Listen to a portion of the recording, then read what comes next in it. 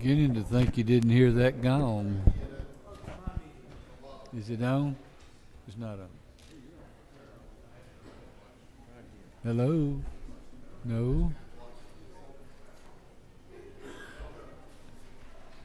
Hello? Can you hear me? Okay.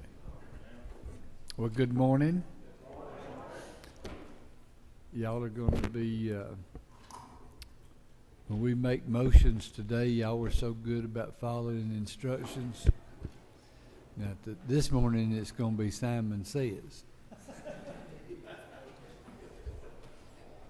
And I want to see how many of you do it. Those that don't, just go and leave. Bow with me. Gracious Heavenly Father, here we are again, asking you to forgive us of our sins, to say thank you for the blessings that you give us individually and corporately. Lord, keep us from evil and keep us from causing pain. Direct us and guide us and let us do things that please you. I ask these things in the name of the Prince of Life. Amen. Let me give y'all one other little goodie so that we all understand one another. Being the chairman of rules, I think this is the most important spot in the building. Now, I might get argument from you other chairmen, but I think in the 8 years, is it 8 years that I've been here? 8 years that I've been here, rules starts at 9 o'clock. I don't really give a flip what other meeting you have. If you are a chairman and you are having a 9 o'clock meeting, that means that's more important than being on this committee. I'm going to let you make the choice. I don't want to hear that, oh, I have another meeting. If you have another meeting, you can get off this committee. Real simple. You don't want to be on here, I don't want you. And I'm the best chairman there is. Any argument?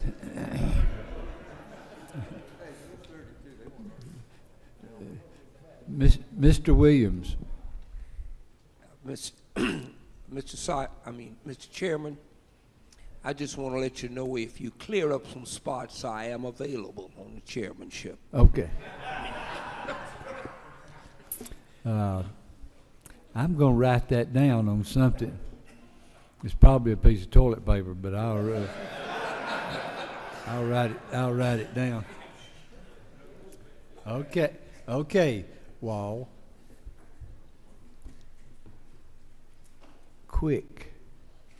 The magic words. Quick. Mr. Watson. Thank you. Mr. Chairman, members of the committee, I bring before you today HB 723. This is a new bill. It's the first one under structured rule at the bottom of your sheet. This is creating a sales tax exemption for the veterinary diagnostic labs that are administratively attached to the Georgia Department of Agriculture. We've been appropriating money for them, and they've been paying sales tax on their supplies and things that they buy. So we're just allowing them to use those resources in their budget now instead of returning them back to the general fund. Do we have questions? No questions. Thank you. Thank you. Mr. Pizzo. Thank you, Mr. Chairman, members of the committee. House Bill 79, modified structure. This bill deals with data obtained using automated license plate reader systems. Bill does two things. First, it makes the data exempt from open records requests, and secondly, it states that if you are not under investigation for a crime, that your data must be purged after 30 months. We got questions. Ms. Hughley. Mr. Chairman, thank you. Mr. Pizzo, why would they keep it that long, 30 months? That was the language that we could agree on. This same bill actually passed the House, I believe, with a 12-month provision 2 years ago, but they wanted to bring the 12 months up to 30 months to be in conjunction with the body camera regulations.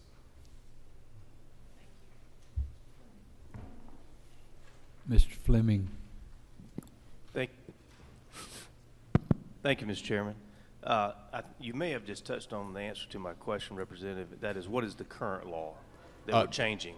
There is no limit. They can keep your data from 6 years ago if they've still got it. And so when you mentioned about a 12-month period, you mentioned a previous bill that did not pass. Is that what that was? Yes. So this bill actually passed the House in 2015 and just ran out of time in the Senate. So I believe that was 12 months, but since then we negotiated and it's now 30 months. Thank you. Mr. Martin. Thank you. Representative, help me out here. This information was kept, for instance, at the toll plaza. You're looking at other places where these are kept as well? This actually does not apply to toll plazas because that's a separate authority. Okay. So what I'm talking about is the license plate readers on the back of law enforcement vehicles. And they basically time and date stamp where every car is and when they're there. Okay, if I can continue with the question, I thought we actually took care of that a few years ago because there was an issue, was there not, about the data that was being kept by toll systems could be used as travel patterns, and bad actors could know when you weren't at your place of residence. So this is a different section of code for law enforcement. Is this information, as it's collected today, immediately available as a public record? Yes, that's correct. So if I had your license plate number, I could file an open records request to say, I want to know everywhere Representative Martin has been for the last 5 years and when he goes there. I would just go there. I have the same issue with that I had back with the toll plaza. I mean, a bad actor could actually turn our law enforcement, against folks if they were to request specific license plates for all the people that lived in the house and realize when people were always out of town.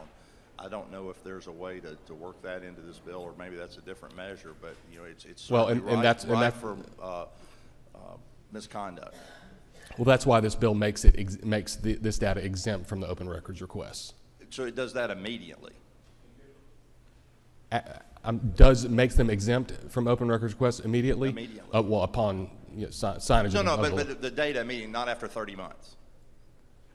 I don't understand the question. I'll get with you. We'll talk. Okay. Thank you, sir.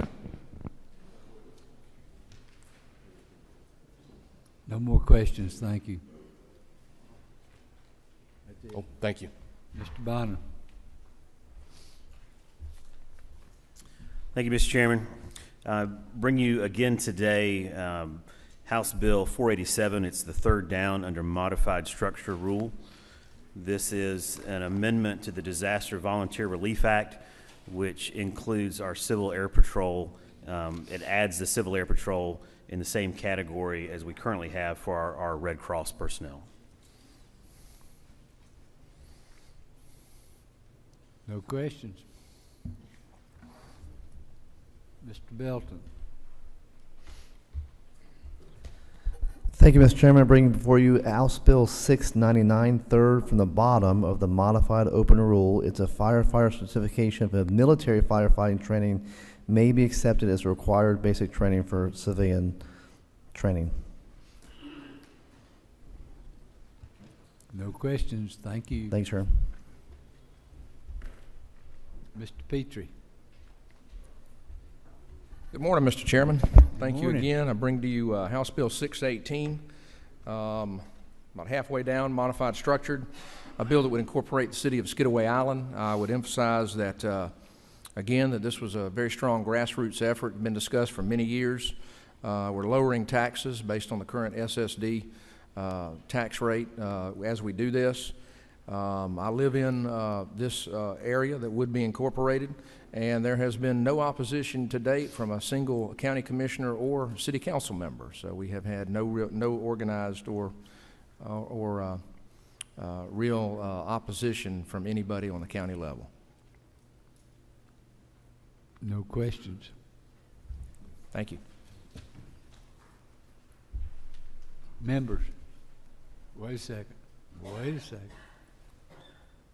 Mr. Williams. Thank you, Mr. Chairman, members of the committee. This House Bill 655 on the modified open rule, third one down from the top. This just requires that the boards of education place a poster in the schools, high level for children, encouraging them to, it's okay to tell if they're being abused, it's okay to find a trusted adult. Just real simple, no cost to anyone. A little PDF file that can be printed, and I'll be glad to answer any questions. You got a picture? Yes, sir, have a picture. Hold it up. And this has a toll-free number that's already in effect from DFACS. It's 855 Georgia Child. This number is already there and in effect, and is being utilized. It is manned 7 days a week, 24 hours a day. Any questions? The vice chair wanted to know if he should go over there and show y'all what high level to a child was.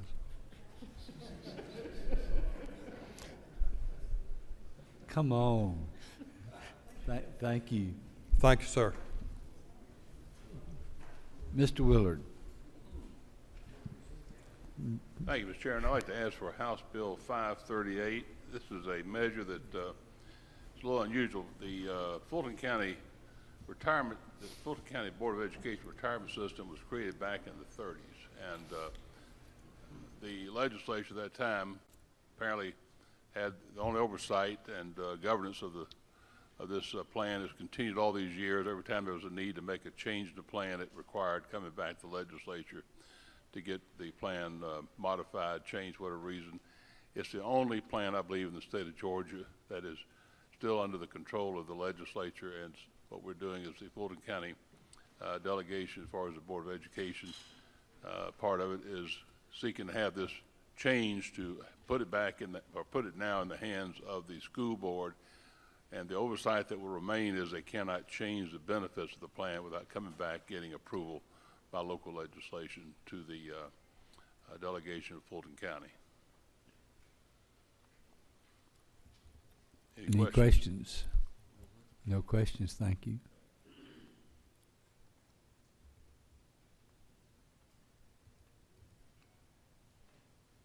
Mr. Powell.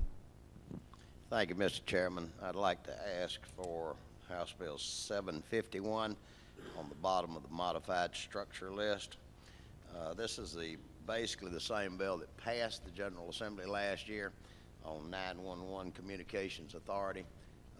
First time in probably 40 years it was a consolidated effort, thanks to Chairman Parsons and his committee, to clean up all of that language on the technical stuff about putting all of the phones under the $1.50 charge. The difference in the governor vetoed his own bill last year because of a change in what they wanted to do as far as setting up the authority, 911 authority. This year, what they've recommended, they want us to put the authority administratively attach the 911 authority to GEMA, Homeland Security, for administrative purposes. The telecom providers that collect those $1.50 fees would remit that money to the Revenue Department. Revenue Department would then in turn cut the checks to all of the 150 some odd 911 systems in the state. Problem we've had that they've seen was that the slowdown in money has created problems because now the county governments and the local jurisdictions are having to put in more into their support of the 911 authorities. And this is basically moving forward. The board would have certain functions like looking at new ways for the next generation of 911 for the safety of Georgia citizens.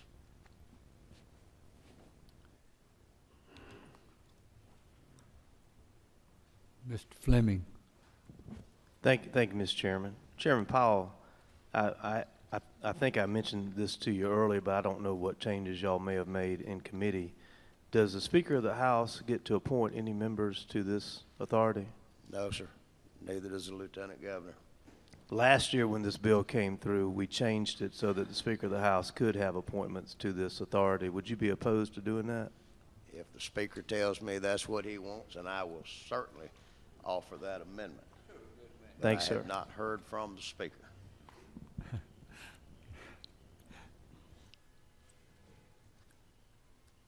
No more questions. Anybody else? Okay. All right.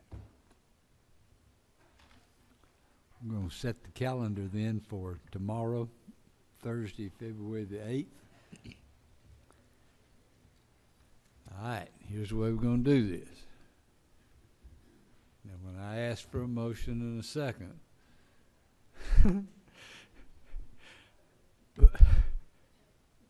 rather than say aye, yes, or raise a hand, we're going to ask you to stand up,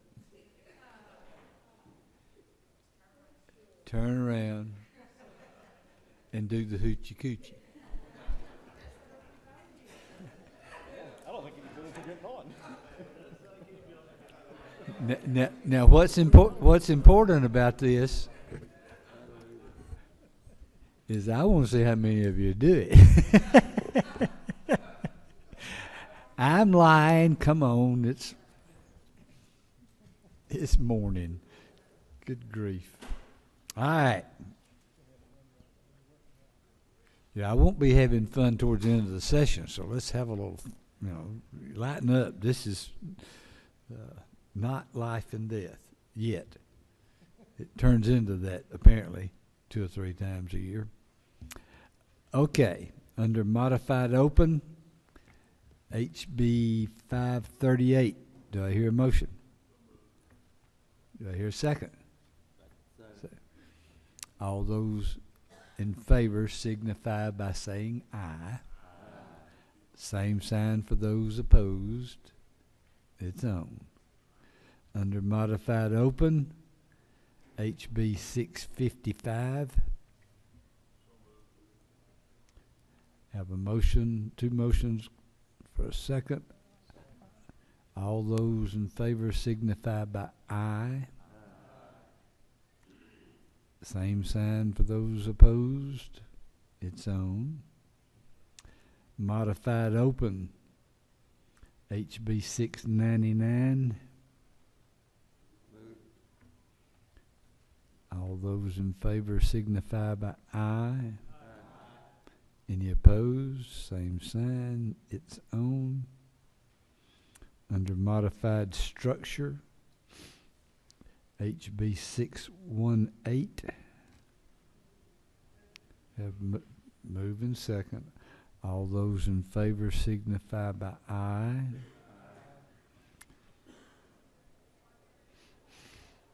That's enough. Thank you. They're going to take the gates down so I can write, so I can 618, so I can write on the road with my taxpayer dollars.